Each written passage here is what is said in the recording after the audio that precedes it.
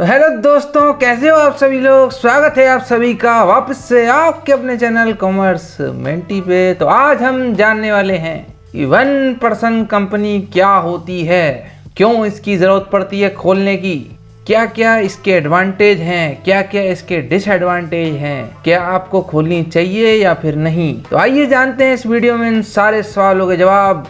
A to Z clearance आपको मिल जाएगी, और अगर ना मिले तो वीडियो को कर देना डिसलाइक, अगर मिल जाए तो चैनल को कर देना सब्सक्राइब। तो चलो जानते हैं कि 1% कंपनी होती क्या है। तो दोस्तों, जैसा कि इसके नाम में लिखा है कि कंपनी जो कि एक आदमी के द्वारा चलाई जाए, एक आदमी या औरत, कुछ भी ले लो यार, एक आदमी या एक औरत के द्वारा कोई कंपनी अगर चलाई जा रही है तो उस कंपनी को 1% कंपनी बोल देंगे, अगर उसने रजिस्ट्रेशन कराया है उसका 1% कंपनी के तौर पे। तो दोस्तों, इसको आखिर कोई खोलना चाहेगा तो क्यों चाहेगा। तो देखो, अगर किसी ने प्राइवेट लिमिटेड कंपनी खोल दी तो उसको कम से कम 2 मेंबर तो चाहिए, और अगर पब्लिक लिमिटेड खोलनी है तो कम से कम 7 लोग चाहिए।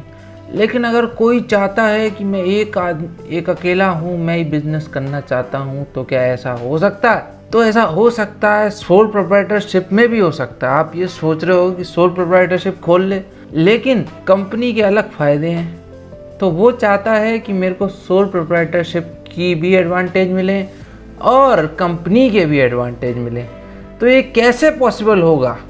ये पॉसिबल हो पाएगा सिर्फ और सिर्फ 1% कंपनी से ही। तो ये जानते हैं क्या क्या रिक्वायरमेंट्स है अगर आपको 1% कंपनी खोलनी है। तो दोस्तों, सबसे पहले आपको चाहिए होगा एक नॉमिनी। जी हाँ, अब क्या होता है, ये एक ऐसा आदमी या औरत जो कि आपके बदले खड़ा रहे। अगर आप मर जाते हैं तो आपका बिजनेस आखिर संभालेगा कौन? तो वो संभालने के लिए चाहिए रहेगा नॉमिनी, जो कि आपके रिप्रेजेंटेटिव में रहे, और आपकी डेथ के बाद इनको आपकी कंपनी सौंप दी जाएगी। सौंप नहीं, खाने वाली नहीं, सौंप दी जाएगी, सौंप। तो दोस्तों, वो दूसरी रिक्वायरमेंट जो है इसकी, वो है नेचुरल पर्सन होना चाहिए। यानी कोई आर्टिफिशियल पर्सन नहीं होना चाहिए, कोई लॉ के द्वारा कोई नकली बॉडी जैसे कंपनी कोई नहीं हो सकती। इसकी ओनर एक नेचुरल पर्सन होना चाहिए, आप जैसा, हम जैसा, बोलता, खेलता, चलता फिरता, ठीक है। और उसको रेसिडेंट ऑफ इंडिया का दर्जा प्राप्त होना चाहिए, उसके पास इंडिया का आधार कार्ड होना चाहिए, और वो पिछले साल 182 दिन इंडिया में रहा हुआ हो, इसका प्रूफ चाहिए। बस बात खत्म। तीसरी रिक्वायरमेंट है कि एक आदमी जो है वो एक कंपनी से ज़्यादा, एक 1% कंपनी से ज़्यादा ओन नहीं कर सकता। Can not own more than 1 OPC। और हाँ, एक और बात है कि एक आदमी 1% can not be the nominee of more than 1 OPC। एक आदमी एक से ज़्यादा OPC का नॉमिनी नहीं हो सकता। ऐसा क्यों होता है? ऐसा इसलिए होता है ताकि फ्रॉड के चांसेस कम हो, टैक्स चोरी के चांसेस कम हो, और लॉ का उल्लंघन ना हो, इसलिए ऐसा रूल बनाया गया है।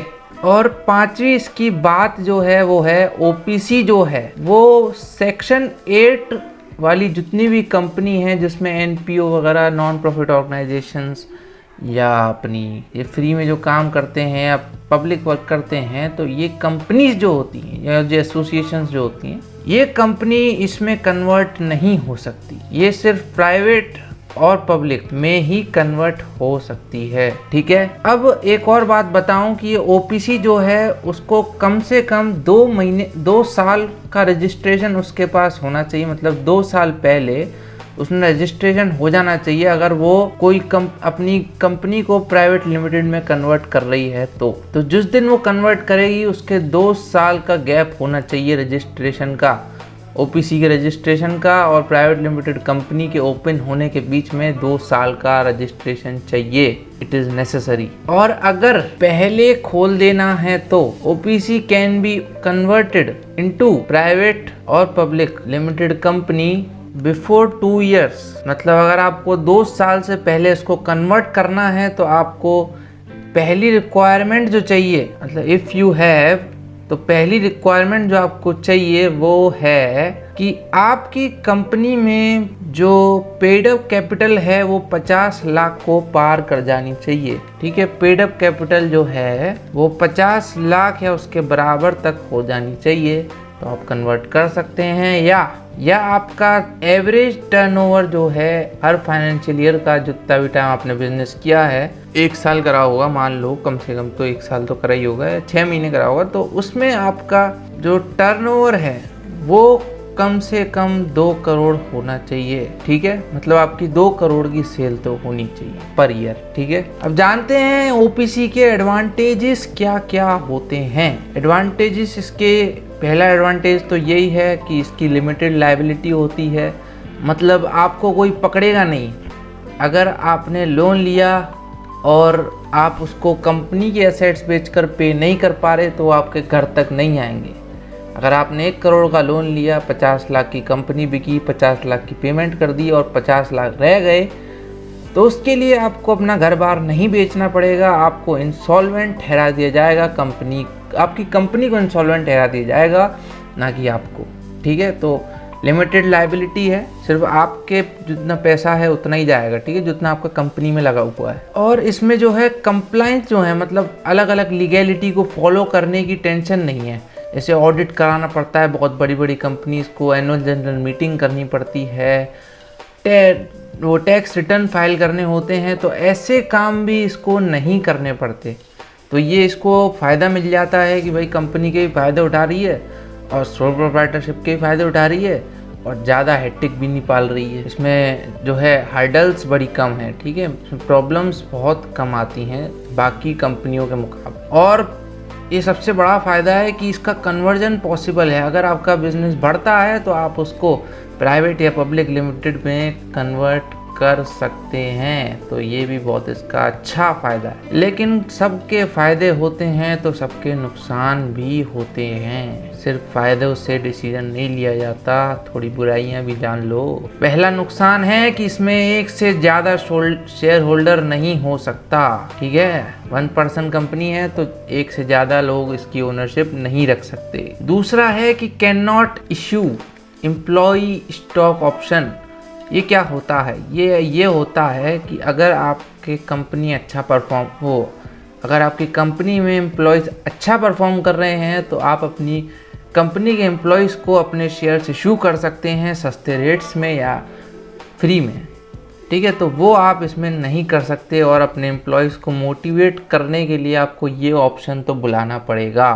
ठीक है, और तीसरा इसका थोड़ा बड़ा डिसएडवांटेज है कि OPC can not invest in other corporates, मतलब और कंपनियों में ये इन्वेस्ट नहीं कर सकती। जितने भी बैंकिंग इन्वेस्टमेंट हो सकते हैं वो ये नहीं कर सकती। ठीक है, तो ये थे इसके 4 एडवांटेज, 3 डिसएडवांटेज, ये सारे मेन थे तो मैंने आपको बता दिए। अब क्या आपको कंपनी ओपन करनी चाहिए या फिर नहीं, तो इसका जवाब मैं चाहता हूँ कि आप खुद ही निकाल लीजिए, लेकिन फ़ायदे नुकसान मैंने आपको बता दिए हैं। और अगर मैं ही ये बता दूंगा तो फिर आप एनालिसिस कैसे करेंगे। तो आशा करता हूँ आपको एडवांटेज, डिसएडवांटेज, ओपीसी वगैरह सब कुछ समझ में आ गया होगा। So thank you so much for watching. Bye bye. रटना कभी भी नहीं है, सिर्फ समझना है अपने को। Thank you so much.